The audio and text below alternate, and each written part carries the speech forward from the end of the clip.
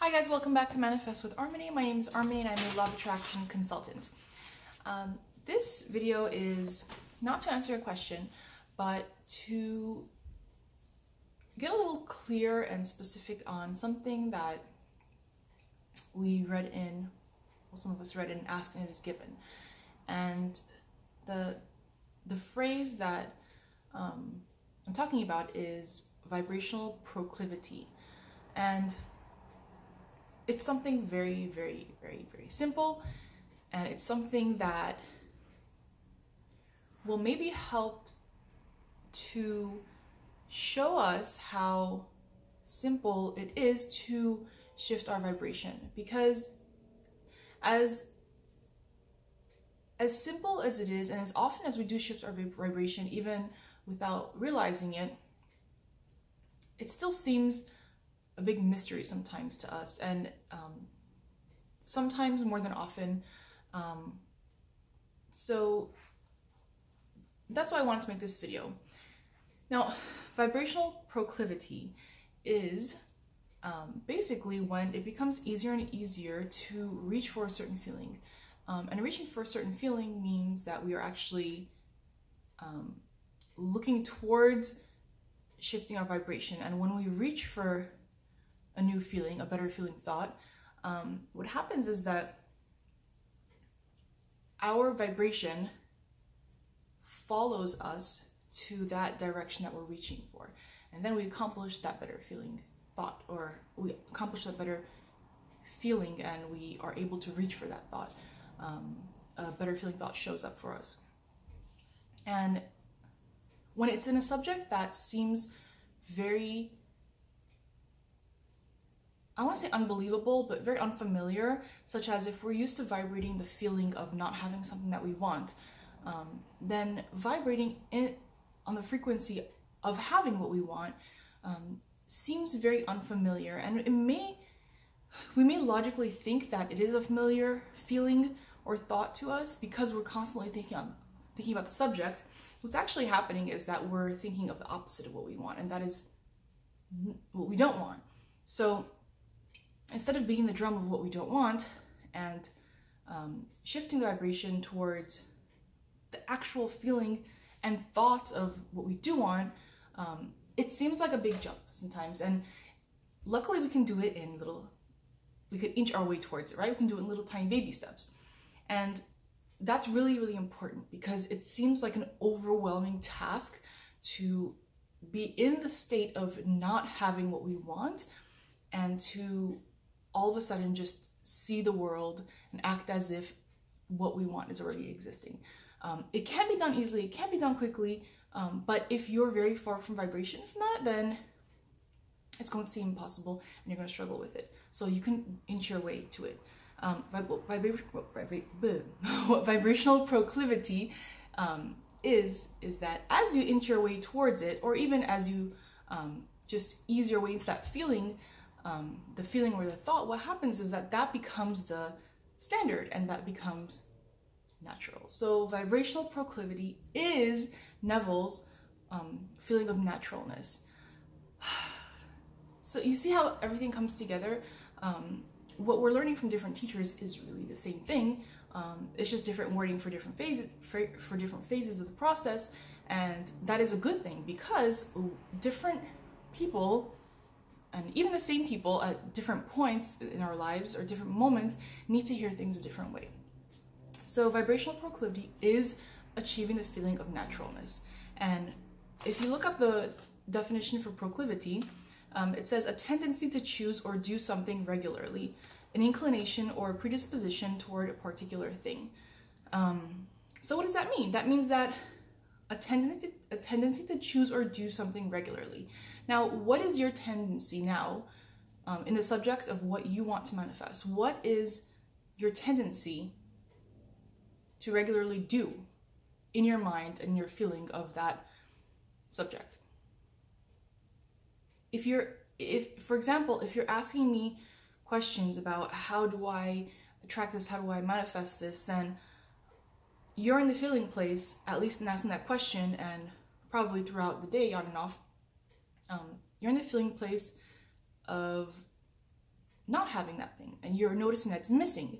And therefore, your tendency to choose regularly, what you're choosing is the lack of what you want.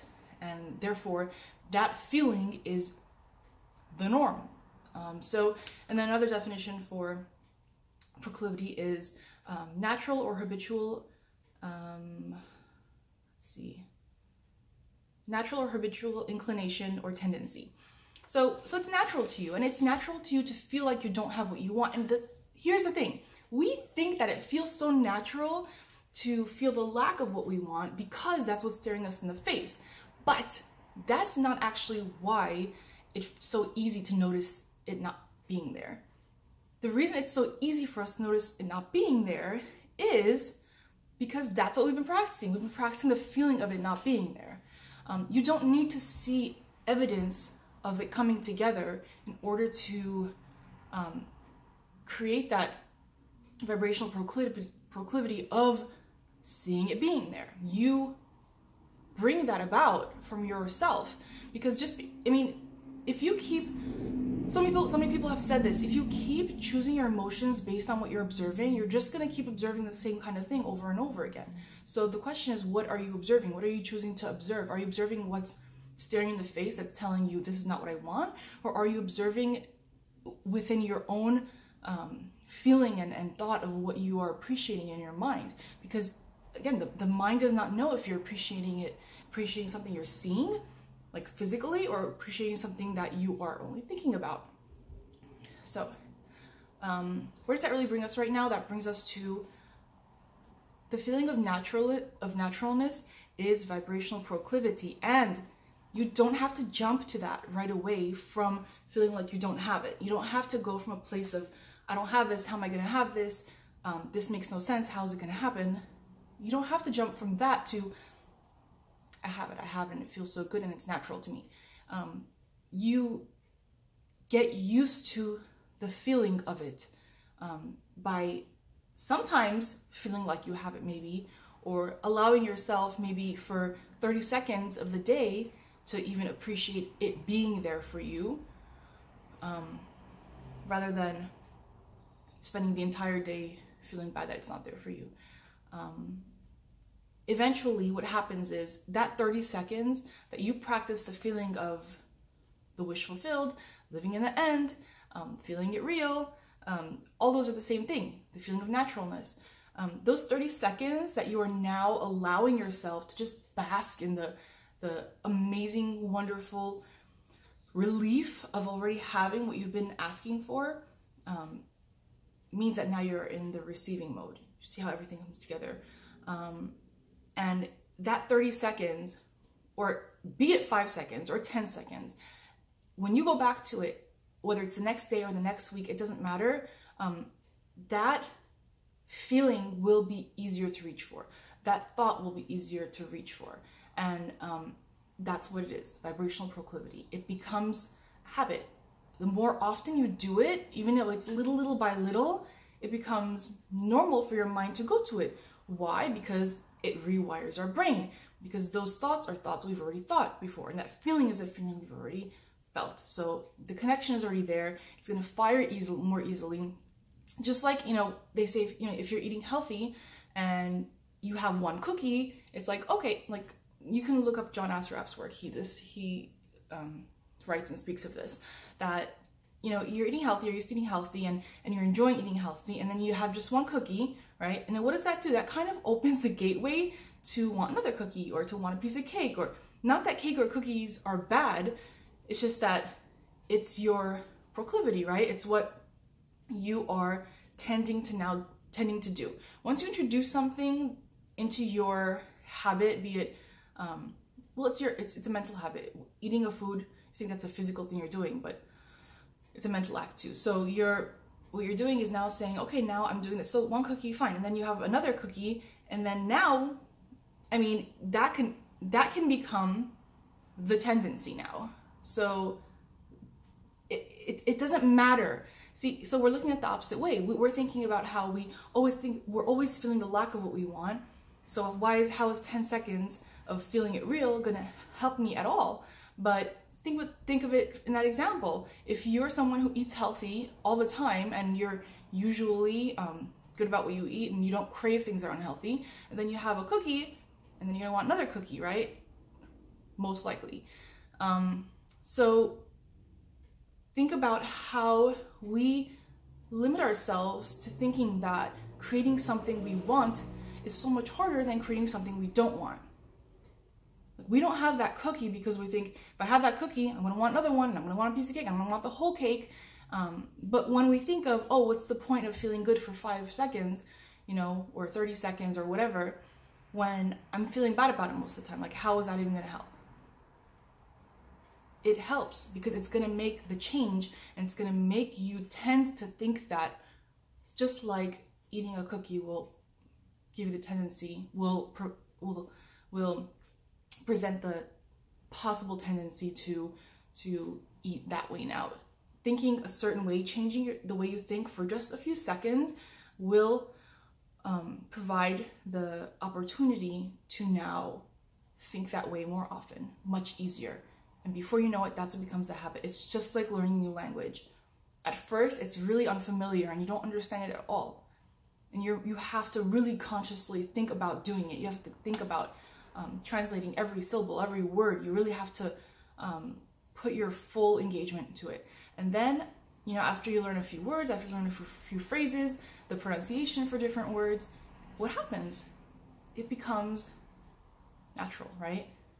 You have to think about it less because those connections are already made in your mind and it happens more naturally. So really important, really, really important. And it's so simple. Don't let the challenge of consciously feeling what you want, feeling the presence of what you want, don't let that moment of challenge translate into, I can't do this, or this isn't possible. Because if you have the desire in you, then you have everything you need for the possibility of it showing up for you. It's just waiting for, if the desire is there, then it exists for you.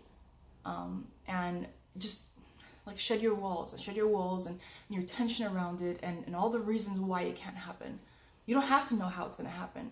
You just have to know that all those reasons you're giving for it not to happen is your proclivity. It's the proclivity. It's the way that you're used to thinking about it. And once soon as you change that, then your vibration automatically goes into the feeling place of having it, which is the receiving mode, and then it shows up, and it's probably going to show up and you don't even realize it's showing up, and then you're going to think back and be like, wow, okay, that is how it happened. I was feeling so much ease about it, I didn't realize that I was in the receiving mode, and then I received it. Okay, thank you guys. So vibrational proclivity, if you have any questions about this, or if you want me to talk about it more, I'm more than happy to do so. Again, it's very simple, but we can apply it to different things. If you like this video, please click like. If you'd like to subscribe and you haven't done so yet, please do, and I will see you guys in the next video. Thanks.